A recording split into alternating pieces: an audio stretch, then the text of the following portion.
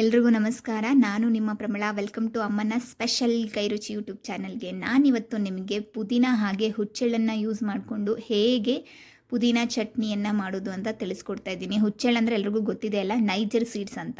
ಅದು ತುಂಬ healthy seeds ಆಗಿದೆ. ನಾವು ಅಡುಗೆ ಮಾಡೋದ್ರಲ್ಲಿ ಅದನ್ನೆಲ್ಲ ಯೂಸ್ ಮಾಡ್ಕೊಂಡು ಮಾಡಬೇಕು.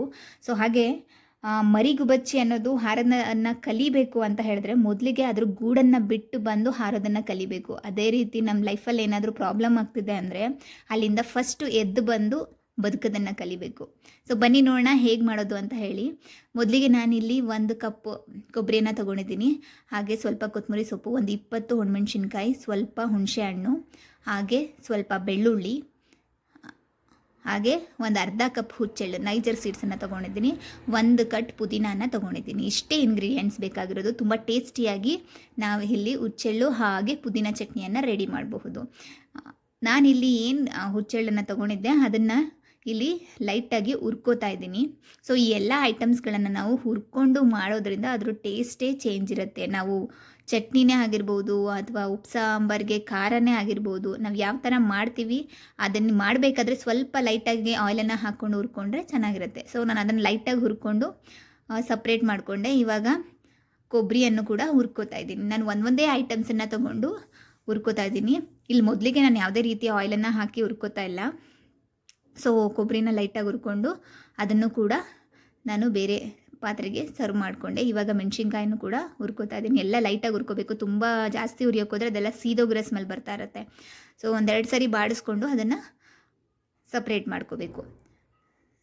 ಸೊ ನೋಡ್ತಾ ಇದ್ದೀರಲ್ವಾ, ಈ ರೀತಿ ಮಾಡ್ಕೋತಾ ಹೋಗಬೇಕು. ಹಾಗೆ ಬೆಳ್ಳುಳ್ಳಿಯನ್ನು ತೊಗೊಂಡಿದ್ದೆ 1-2 ಸೀಳು. ಅದನ್ನು ನಾನು ಬೆಳ್ಳುಳ್ಳಿ ಹಾಗೆ ಹುಣಸೆಹಣ್ಣನ್ನು ಕೂಡ ಇಲ್ಲಿ ಹುರ್ಕೋತಾ ಇದ್ದೀನಿ. ಅದನ್ನು ಕೂಡ ಎತ್ತಿಟ್ಕೋತಾ ಇದ್ದೀನಿ. ಕೊನೆಗೆ ನಾನಿಲ್ಲಿ ಕೊತ್ತಂಬರಿ ಸೊಪ್ಪು ಹಾಗೆ ಕರಿಬೇವನ್ನ ತೊಗೊಂಡು ಸ್ವಲ್ಪ ಆಯಿಲನ್ನು ಹಾಕ್ಕೊಂಡು ಅದರ ಜೊತೆ ಪುದೀನೂ ಕೂಡ ಆ್ಯಡ್ ಮಾಡಿಕೊಂಡು ಇಲ್ಲಿ ನಾನು ಮಿಕ್ಸ್ ಮಾಡ್ಕೋತಾ ಇದ್ದೀನಿ. ಕೊನೆ ಇರೋದ್ರಿಂದ ಅದಕ್ಕೆ ಸ್ವಲ್ಪ ಜೀರಿಗೆ ಹಾಕ್ಕೊಂಡ್ರೆ ಹಾಕ್ಕೊಳ್ಳಿ, ಇಲ್ಲಾಂದರೆ ಬೇಡ. ನೀವು ರುಬ್ಬೇಕಾದ್ರೆ ಹಾಕ್ಕೊಂಡ್ರೂ ಆಗುತ್ತೆ, ಅದನ್ನೇನು ಹುರಿದಿಲ್ಲ ಅಂದರೂ ಆಗುತ್ತೆ. ನಾನು ಇಲ್ಲಿ ಸ್ವಲ್ಪ ಜೀರಿಗೆನೂ ಕೂಡ ಹಾಕ್ಕೊಂಡೆ. ನಂತರ ಪುದೀನೂ ಹಾಕ್ಕೊಂಡು ಇಲ್ಲಿ ಹುರ್ಕೋತಾ ಇದ್ದೀನಿ. ಅದನ್ನು ಚೆನ್ನಾಗಿ ಬಾಡಿಸ್ಕೋಬೇಕು. ಅದು ಎಷ್ಟು ಇತ್ತು, 1 ಕಟ್ಟು ನಾನು ಪುದೀನನ ತೊಗೊಂಡು ಇಲ್ಲಿ ಇದು ಮಾಡಿದ್ದು, ಅದೆಲ್ಲ ಪೂರ್ತಿ ಬಾಡಿದ ನಂತರ ತುಂಬ ಕಡಿಮೆ ಕ್ವಾಂಟಿಟಿಯಲ್ಲಿ ಕಾಣಿಸ್ತಾ ಇದೆ ಅಲ್ವಾ.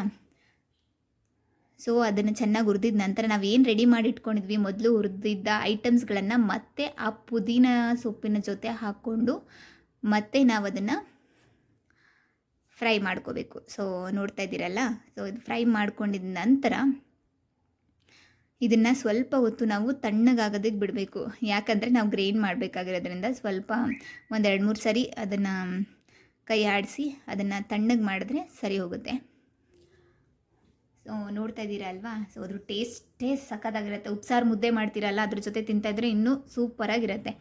ಸೊ ಅದಾದಮೇಲೆ ನಾನಿಲ್ಲಿ ಮಿಕ್ಸಿ ಜಾರ್ಗೆ ಹಾಕ್ಕೊಂಡು ಅದನ್ನು ರುಬ್ಕೊಳ್ಳೋದಕ್ಕೆ ರೆಡಿ ಮಾಡ್ಕೋತಾ ಇದ್ದೀನಿ.